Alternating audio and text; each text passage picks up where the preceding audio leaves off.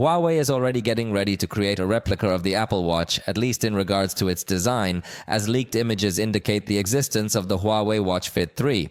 And if you recall, the whole Watch Fit series is essentially an entry-level series, where Huawei offers users all the essential monitoring and more, but it lacks high-quality materials and numerous other advanced functions that can be found in more expensive watches. However, in terms of design, it does look very similar to what we observe in the Apple Watch of today, as it features a square-shaped screen, and we also notice curvature in the glass that serves as its protection. However, the bezels are thicker than what we see on the Apple Watch, but we also notice a digital crown button with the same layout as found on the Apple Watch, so at least in terms of design, it looks very similar.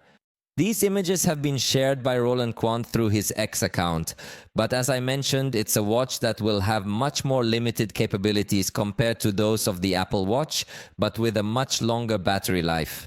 So it depends on the users what they will prioritize. Because if you like the Apple Watch for its design but don't usually make use of all its functions and instead want a battery that lasts much longer, Huawei's proposal will likely seem interesting to you, especially considering that it will be compatible with the iPhone.